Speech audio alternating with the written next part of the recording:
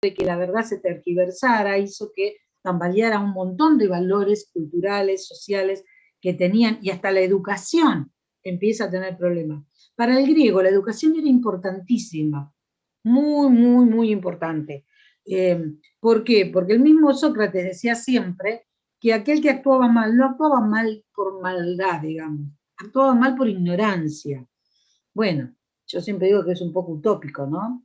Pero era una población totalmente diferente a la nuestra, menor cantidad de individuos, y lógicamente ellos tenían o pensaban que iban a actuar del mismo modo que actuaban ellos. Y no es así.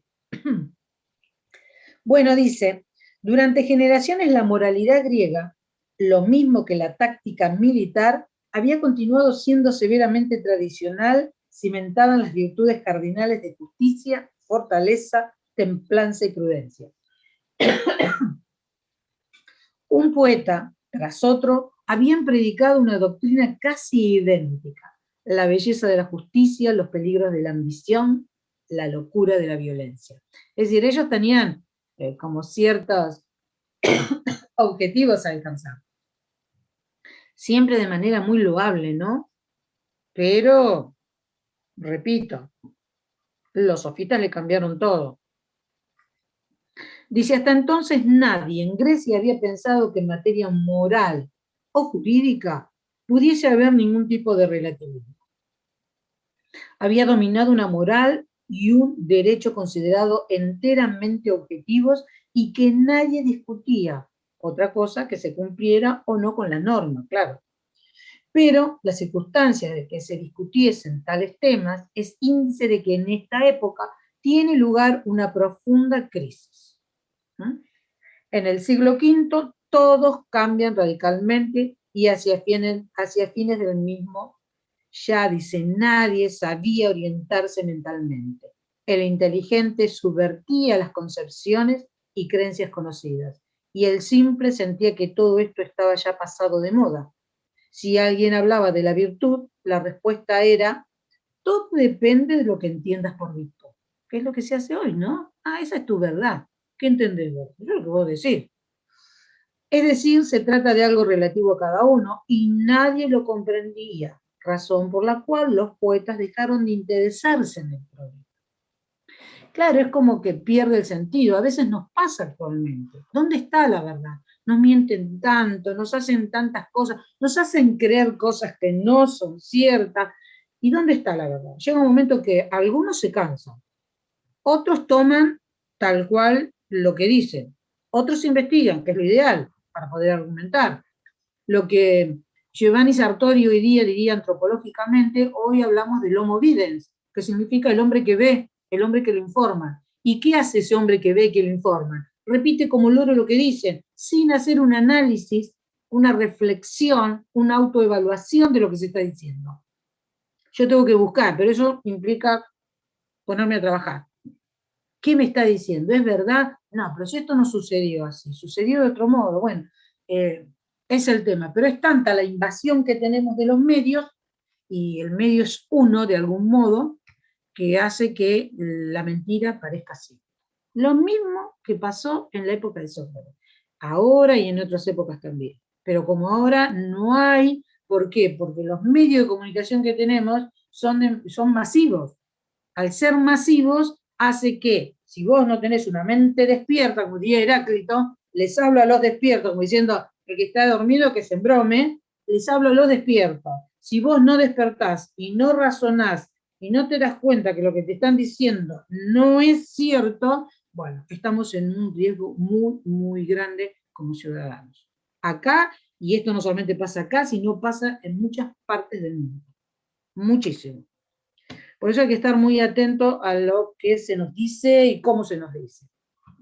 Bueno, y acá aparece un tal señor llamado Trasímaco, que es un sofista también, pero un sofista que intenta ganar por la misma fuerza, por la brutalidad, ¿no? Donde dice, para él la justicia no es más que el interés del más fuerte, el provecho o conveniencia del que está en el poder. Una doctrina desenfadadamente inmoralista. No es difícil hacerse cargo del daño moral y en general social y de todo orden que pueden causar teorías semejantes cuando intentan llevarlas a la práctica gente inescrupulosas y cuando no existen otras más serias para oponérseles y ser razonablemente defendidas. No hay más que pensar en ciertos hechos de la historia contemporánea: explotación, agresión, conquista o sometimiento de unos pueblos por otros, intervención del Estado en la vida privada o en el pensamiento de los individuos, etc. No hubo mucho cambio aparentemente, ¿no? No hemos aprendido mucho, se ve, porque se reiteran de distintas formas, pero se reiteran las cosas. Dice, lo que hemos visto en el mezquino uso de que se ha hecho de la doctrina científica de la supervivencia del más apto, o ciertos pasajes de Nietzsche por parte del nazismo, no sé si alguno pudo leer Nietzsche alguna vez, podemos imaginarnos sin demasiada dificultad el empleo que harían de esta frase de Tresímaco: los hombres violentos y ambiciosos. Cualquier iniquidad podría así revertirse de estimación científica o filosófica. Todos podían cometer maldades sin ser enseñados por los sofistas, pero era útil aprender argumentos que la presentasen como bellas ante los simples. Es decir, aquellos simples son los que no piensan. Verdades que no son verdades. Bueno, ¿entienden cuál era el panorama en ese momento? Hablábamos de democracia, pero estaban los sofistas que enseñaban de acuerdo a un relativismo, un individualismo, escepticismo, un nihilismo. Entonces, como que la verdad perdió valor. La sociedad de aquel momento estaba en peligro. Sí, estuvo en peligro y siguió en peligro porque lamentablemente fue muy fuerte a tal punto que una de las preguntas que estaban en el trabajo era si qué había dejado, ¿no?, Sócrates, o si era real lo que, por lo cual se lo había acusado, cosa que no es cierta. La mentira le ganó terreno a lo que él decía. Sócrates fue considerado un peligro, ¿pero por qué? Porque te hacía ver la verdad, y se ve que no queremos ver la verdad. Entonces era peligroso para aquel momento Sócrates. Era el único que te hacía razonar y pensar correctamente, por eso la mayéutica. Por eso se dice que Sócrates nunca te informaba, nunca te iba a decir si está bien o está mal. Lo que hacía era preguntar y repreguntar, y de ese modo uno deduce solito las cosas. Uno va sacando, va analizando lo que va contestando y lo que se le está preguntando. Es muy interesante utilizar la mayéutica, y reitero, eso se emplea en educación permanentemente, frente a una evaluación, frente a veces encuentros que tenemos con ustedes. Es decir, uno va preguntando y ustedes van haciendo la deducción. En un examen es la forma más fácil de poner o aplicar la mayéutica. Ahí es donde se van a dar cuenta. Sí. Tengo una pregunta. Con respecto a esto de la mayéutica, que me pareció muy interesante. Em, Tiene, digamos, estuvo aplicada en todo en la evolución de la educación, digamos, del modelo conductista al constructivista. Digamos, Sí, ¿estuvo está presente siempre. o apareció o resurgió en el modelo constructivista? Porque yo, o sea, yo la leía y no, es como súper contrario al modelo conductista. A ver, el conductismo surge del empirismo y el constructivismo surge del apriorismo, posturas filosóficas del conocimiento. Si bien después el conductismo, a través de la psicología, aparecen algunos autores, y del constructivismo igual, como Piaget o Husserl, que los emplean, pero esto surge todo de la filosofía, de las posturas nociológicas. Ahora, pareciese que lo que hacía Sócrates tiene más relación con el constructivismo que con el conductismo, porque de momento que yo les digo que él no informaba, cosa que sí es el conductismo, sino formaba, trataba de Claro. deducir, de construir tu propio pensamiento. Sí, pero igual fue empleado, es empleado, Ana, porque por más conductista que sea, vos te enseñan, te explican, y vos tenés que hacer tal cosa, pero después te van a preguntar sobre eso. Y vos se presume que vas a responder. Por ahí es más estructurado, o es como más inconsciente como lo haces. No es como el constructivismo, que vos lo pensás, lo reflexionás, lo deducís y das la respuesta, que es la mejor forma de aprender. ¿Por qué? Porque del otro modo es memorístico, de algún modo. No está mal la memoria, es necesaria la memoria, pero no del modo que yo tengo que aprender sí o sí lo que Pero me buscar está un diciendo. equilibrio, ¿no? Exacto. Buscar entre ambos un equilibrio. No obstante eso, a veces hay frases que en educación se utilizan como es preferible un buen conductismo que un mal constructivismo. Porque si vos aplicás mal el constructivismo, falla el alumno. ¿Mm? Yo tuve la oportunidad, no sé si comenté, hace ya unos cuantos añitos, cuando en el instituto había formación docente, yo llevaba a las alumnas a las escuelas a hacer las prácticas y tuve la oportunidad de conocer una docente que aplicaba, era una maravilla como aplicaba el constructivismo. Hay que prepararse para eso, ¿eh? Y con chiquitos de primero y segundo grado. La verdad que era asombroso, asombroso los logros que tenían. Lo malo de eso era que cuando pasaban a tercer grado se encontraba con una docente estructurada que los volvía a convertir en conductistas. Pero realmente cómo se logra es maravilloso. Hay un autor, Littman, que creo haberlo nombrado, que habla, es un filósofo, trabaja para los niños o trabajaba para los niños, hay textos de él que ayudan justamente a provocar la filosofía o la indagación, porque el chico es algo natural que tiene el preguntar. Entonces Lippmann decía que no hay mejor filósofo que el niño, porque es de manera desinteresada su pregunta, pero siempre pregunta, quiere saber. El problema es que cuando ingresa a la escuela, se lo estructura, se lo encierra y pierden esa condición, ese estímulo. Y es cierto, no todos están preparados para desarrollar el constructivismo. Pero sí, es algo que se aplicó siempre, Ana. Ahora con el constructivismo más, ahora que nos dejan pensar más.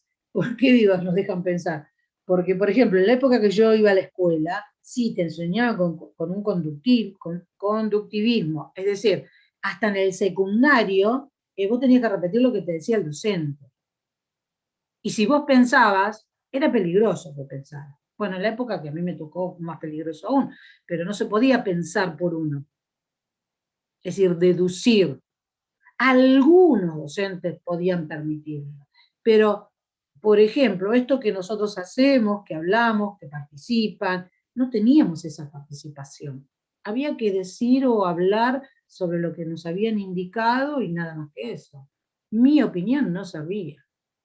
Mi análisis era muy estructurado. Hoy, es más, era como muy riguroso, no había autoridad, había autoritarismo, es diferente. La autoridad significa que el docente sabe y está bueno y te deja participar. El autoritarismo es nada más que el docente. Es la mirada escolástica de una época. Y bueno, hoy es distinto. Hoy yo tengo alumnos, yo estoy en secundaria y los alumnos tienen un pensamiento y yo los dejo que lo expresen, puedo no pensar igual y a lo mejor lo hablamos, pueden aparecer debates, es bárbaro. Antes no se hacía eso. Pero hoy más que nunca se utiliza justamente la mayéutica. Se utilizó siempre, pero ahora más fuerte todavía. Bien, vamos a ver qué pasa con Sócrates, ¿no? ¿Cómo aparece esta imagen de Sócrates? Bueno, ahí está todo un cuentito, que su amigo Querofonte va a visitar al dios Apolo, al, al oráculo de Delfos. Ellos eran muy creyentes de los dioses. Yo imagino el oráculo como si fuera, ¿vieron esas casitas que hay en los parques de diversiones que pones una monedita y te dan un papelito a ver cuál es, digamos, tu futuro? Bueno, una cosa así se me ocurre. Bueno, estaba el oráculo de Delfos, entonces Querefonte, su amigo, le pregunta quién era el más sabio de todos los hombres que había en Grecia, en Atenas especialmente. Entonces le dijo que el más sabio de todos, ¿quién era? Sócrates.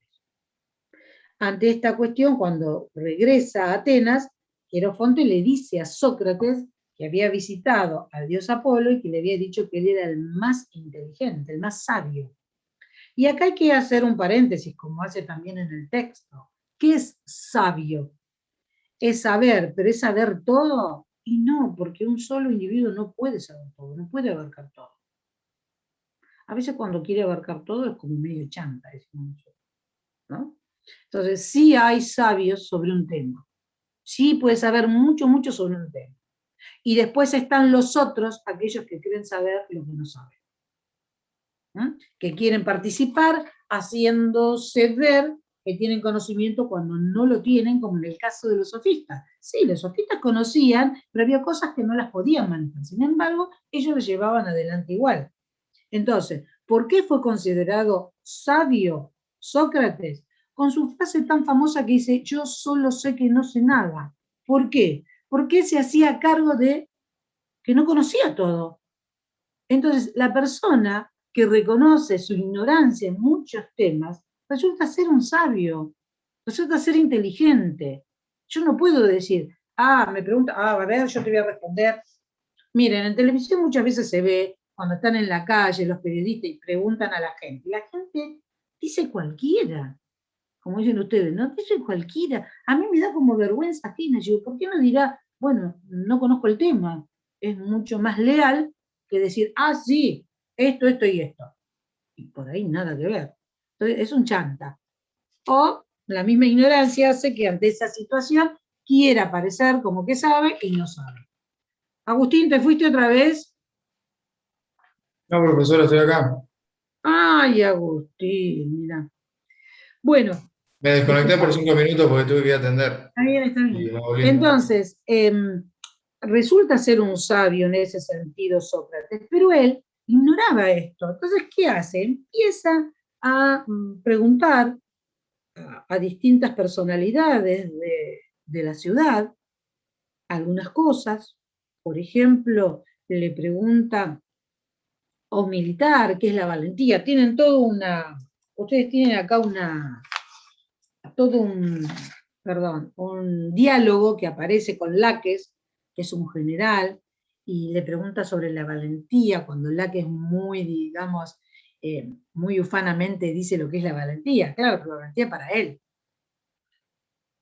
Cuidado, lo que está buscando Sócrates es ese concepto. Bueno, pero él empieza a preguntar y él se da cuenta que la gente no sabe, que por ahí da su opinión, pero esa no es la verdad. También le pregunta a los poetas sobre algunos temas, conceptos, y los poetas se da cuenta que los utiliza como adorno, como algo para eh, embellecer, justamente como decía hoy, el texto. Y le pregunta a los artesanos, y ahí se da cuenta que el artesano sabe sobre su oficio. El problema del artesano es, como yo siempre digo, como el argentino, ¿no? Quiere opinar más de lo que sabe. Y ahí está el error, dice Sócrates. Ahí está el error. Él, si le pregunta al zapatero, ¿sabe hacer su trabajo? Perfecto, él sabe hacer. Al panadero le pregunta, ¿sabe hacerlo? Pero opinan sobre otras cosas. Como si fuese verdad lo que están diciendo. Ese es el problema. No es que no puedan opinar, sino que no es lo que corresponde. Lo que hace Sócrates a través de las preguntas es muy interesante, porque acá en el Laques él presenta la mayéutica que consta de dos momentos. Uno de ellos es el momento negativo llamado refutación, es decir, el individuo cuando le pregunta al militar qué era la valentía, cuando contesta, lo contesta de modo tal como que cree que lo que está diciendo es la verdad. Y Sócrates le sigue preguntando y preguntando y repreguntando, nunca responde, pero repregunta y lo hace muy bien, de modo tal que el mismo individuo va sacando afuera lo que él llama catar, purga, saca fuera, limpia el alma de conocimientos equivocados que tenía. ¿Para qué? Para pasar al otro momento, que es el momento mayéutico, que significa dar a luz. Se cree que ese término es empleado porque su mamá era partera y ayudaba a dar a luz vida. Él lo que ayuda a dar luz es a el conocimiento, al pensamiento del propio individuo. Por eso es el momento positivo, donde una vez limpio ya de todo ese conocimiento erróneo, saca del alma el verdadero conocimiento.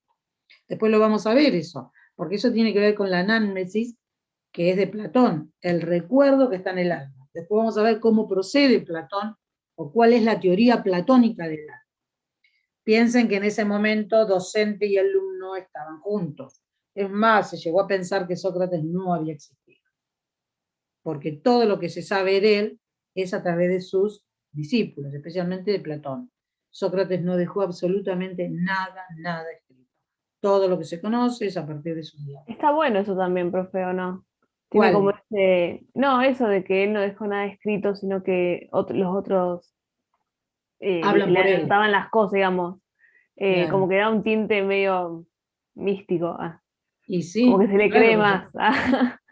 y puede ser, sí, puede ser. Eso lo hablan sus discípulos. Bueno, la apología es de Platón, es la defensa. Apología significa defensa, la escribe Platón. El República, en todos los textos, Platón lo hace hablar, lo hace dialogar a Sócrates, por la forma que tenía, por la característica que tenía de entrevistar al otro, pero siempre buscando la verdad. Por eso dice de manera irónica, pero irónica no la ironía como maldad, sino la ironía se refiere a una actitud, ¿no? A una actitud que tiene el individuo de no conocer algo y decirle, bueno, yo no conozco esto, yo necesito que me lo explique. Vos decís, mira que no vas a saber lo que significa eso para nosotros. ¿Eh? Como que me estás tomando el pelo. Es irónico, no lo decía en ese sentido. Sócrates lo preguntaba y quería saber realmente. Acá, en el texto donde está el diálogo, voy a leer algunas pocas cositas con Laques, cuando le pregunta, esto aparece en el República, hay República 1 y 2 de Platón, en el 1, el texto que habla justamente sobre Laques. Entonces dice, Sócrates le pregunta al general de este nombre, a cuyas órdenes había servido en Delio, ¿qué es la valentía? Cosa que un militar seguramente habrá de saber, y en efecto responde muy ufano. Por Zeus, Sócrates, no es difícil decirlo. Si alguien queda en su puesto y enfrenta al enemigo y no huye, sabe que este es valiente. Voy saltando, ¿eh? Eso se refiere a los guerreros, a los hoplitas, que así eran llamados, a los escitas, que luchaban, digamos, retrocediendo. ¿Por qué? Porque había diferentes formas de enfrentar al enemigo, o en una emboscada, o en un frente a frente, o retrocediendo para luego avanzar.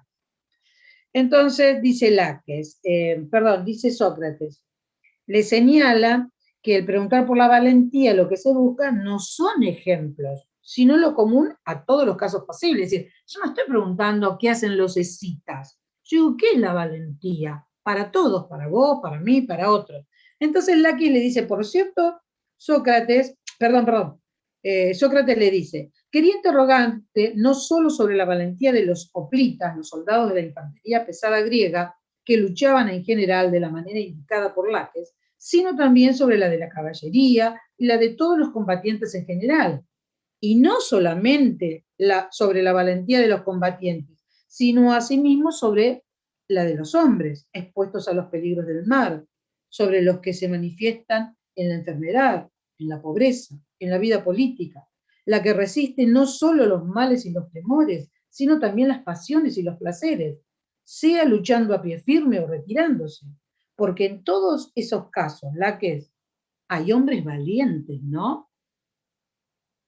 Y Sócrates le dice, y Laques le dice, por cierto que sí, Sócrates. Sí, Sócrates. Mi pregunta se refería a qué es la valentía. Trata pues de decirme qué es lo mismo en todos los casos.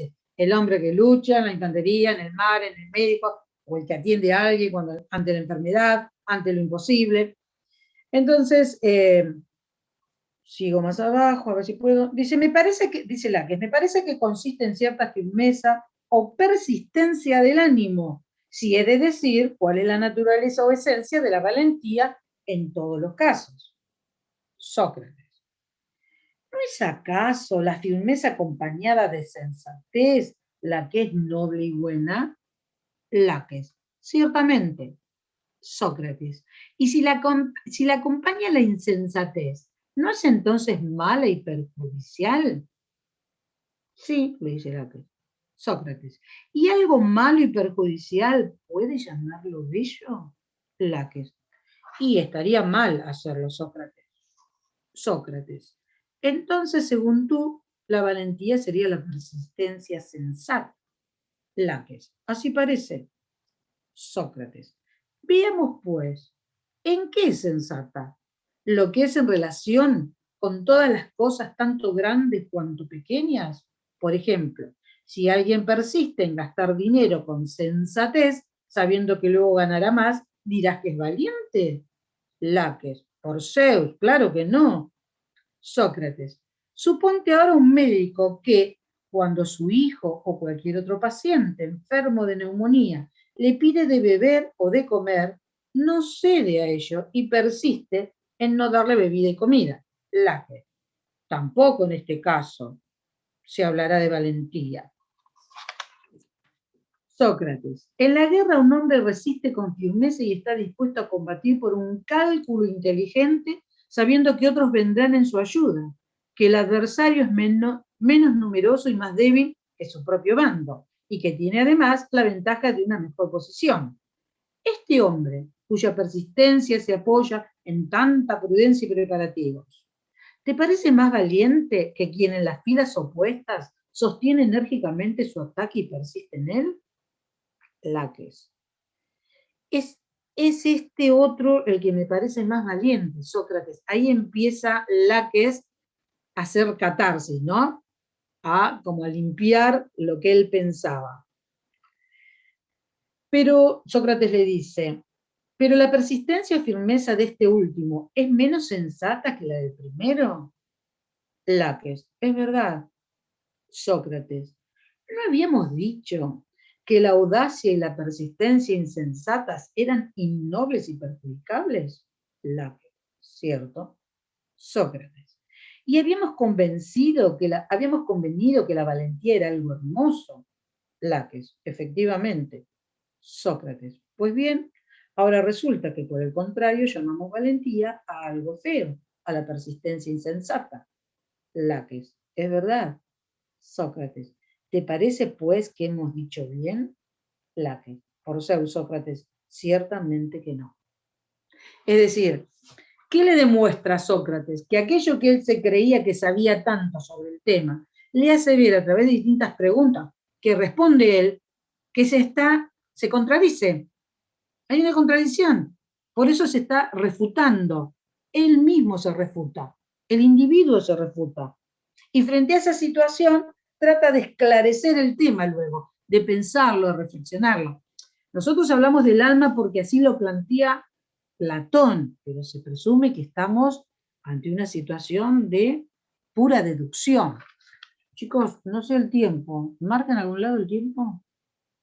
Creo que no. No, pero igual nos queda, me parece. Falta, profe, todavía. Por eso, sí. Está bien, está bien. Bueno, acá van a encontrar el tema de la refutación. Ahí está. Ahí me está avisando que quedan 10 minutos. La refutación, la mayéutica, que es el momento de dar a luz el verdadero conocimiento que está en el alma. Y acá se cuenta que en algún momento dado él le hizo pronunciar a un esclavo el teorema de, no me acuerdo si era Pitágoras o Tales. Y uno dice, qué bueno, ¿no? ¿Pero por qué? Porque lo va llevando. Eso es lo que hacemos los docentes. Intentamos llevar con preguntas a que pueda pensar y deducir qué es lo ideal, qué es lo que hay que hacer. Y no repetir, digamos, algo que nos dijeron de alguna manera. Y acá aparece la anamnesis, que es ese pasaje de Platón. Anamnesis significa recordar, ir hacia atrás. Bueno, pero eso lo vamos a dejar para cuando yo les explique el tema de Platón, el alma, ¿no? Cómo recorre el alma los espacios. Porque para Platón el hombre es cuerpo y alma, pero bueno. Y vamos a la apología un momento, denme un segundo que baja el libro. En la apología,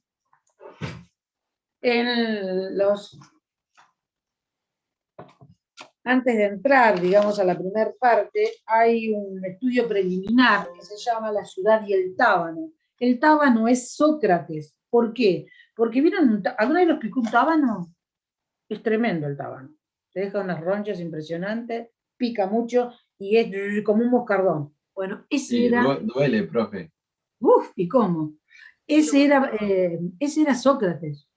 Era punzante, preguntaba. Y, lógicamente, lo que se dice es que el tábano despierta al animal. En este caso sería la ciudad, a los propios griegos, a los atenienses, pero tenían la contrafigura de los sofistas, que para ellos Sócrates era temeroso. ¿Por qué? Porque iba con la verdad y no les convenía a ellos. Acá dice lo siguiente: ¿qué hubiera sido de la fama de Sócrates si hubiese muerto de muerte natural como un anciano venerable adorado por su ciudad? ¿Qué hubiera sido de la fama de Sócrates si en lugar de ser condenado a muerte hubiese decidido apelar para recibir otro castigo más benévolo, como una especie de conmutación de la pena máxima por el pago de una multa, la prisión o el destierro? ¿Qué hubiera pasado con Sócrates de haber aceptado la tentadora oferta de un grupo de amigos y discípulos que habían preparado al detalle su fuga? No lo sabemos, pero podemos deducir o no. ¿Qué hubiese pasado si Sócrates hubiese aceptado la propuesta de sus amigos? O si Sócrates hubiese dicho todo lo que hice es mentira. ¿Qué pasaba? ¿En qué se convertía? A ver. ¿Qué pasaba con todo lo que él había enseñado? Se hubiese perdido la verdad que él tanto buscaba. Si él hubiese aceptado, por ejemplo, que sus amigos pagaran para alivianar la pena o para dejarlo libre, no estaría manteniendo sus convicciones, sus principios. ¿Qué hubiese pasado si se hubiese ido al destierro? Para los griegos como para los romanos el destierro era lo peor que le podía pasar, porque ellos tienen el sentimiento o el sentido de patria muy fuerte, de territorio. Si alguna vez leyeron algo de los romanos, a Lucrecio, miren, traten de informarse como un conocimiento general, es interesantísimo. Esto de que yo soy, lo que nosotros diríamos, soy nacionalista, yo defiendo mi patria, mi lugar, mi territorio, bueno, eso sería nación ya, pero defiendo lo que es mío, mi lugar, mi terreno, mi propiedad en el sentido del lugar en el cual ocupo en el mundo. Bueno, para ellos era elemental. Para ellos no había peor condena que el destierro. Entonces, él prefiere la muerte. Además, hubiese quedado todo en la nada, porque nadie hubiese reconocido a Sócrates, o no lo tendríamos hoy como un componente tan importante en la filosofía y en la vida, en la historia, porque nos ha dejado una enseñanza muy, muy fuerte desde una mirada moral. Bien, dice: esta muerte a manos de la justicia de su ciudad, Atenas, lo elevó al rango de héroe moral e hizo que un modesto filósofo que no había escrito ninguna obra se convirtiera desde entonces y hasta nuestros días en el fundador de un método filosófico y en el máximo ejemplo de la búsqueda de la virtud en medio de la corrupción de la cosa pública. Hoy lo podemos ver. ¿Quién es sofista? Sofistas son la mayoría. ¿Quién es socrático? Yo no sé si hay algún socrático que mantenga lo que dice, que puede ser que haya, sí, seguramente puede ser que haya, pero que se mantenga sus convicciones, que pelee por sus convicciones y en este caso muere por sus convicciones, por eso se convierte en un héroe moral. Prefirió la muerte, porque él además decía, si lo leyera, yo no puedo tenerle miedo a la muerte, no sé qué es la muerte. Si yo digo qué es la muerte, estoy dando a conocer algo que no sé. Entonces se desdice de su propio argumento, de buscar la verdad. ¿Entienden eso? Sí, aparte, Bueno, profe, él iba muy haciendo la contra por ahí a los sofistas, entonces si aceptaba la recompensa y todo lo que él había dicho era mentira, era como que salía perdiendo. no, es que ¿cómo quedaba su imagen? Si yo lucho por decir la verdad y de última, por una cuestión de conveniencia, de no perder la vida, digo que todo lo que hice es mentira, ¿cuál fue el sentido de su enseñanza? Ninguno. Termina siendo un sofista más, profe. Exactamente, se convierte en un sofista. Hay veces que en los textos dice Sócrates entra como sofista. No, no es un sofista. No es un sofista. Él hablaba y buscaba la verdad. Por eso el concepto universal, el único concepto. O sea, la búsqueda de Sócrates es encontrar el concepto universal. Si yo les pregunto a ustedes en una evaluación, en un final, ¿cuál es el objetivo de Sócrates? es encontrar el concepto universal, que haya una sola verdad, no una verdad por conveniencia. ¿Entienden eso? Entonces, él, después, cuando es acusado por estos 3 jóvenes, Anito, Licón y Meleto, él dice, claro, ¿cómo yo puedo enfrentar a la fama que me hicieron? Es muy difícil. ¿Vieron ese dicho que dice, hazte la fama y échate a dormir? Por más que vos quieras, ¿cómo revertís eso? A él, hasta en las obras de teatro, lo representaban como alguien que estaba en una nube, como que estaba colgado, como que no estaba en la realidad. No, todo lo contrario.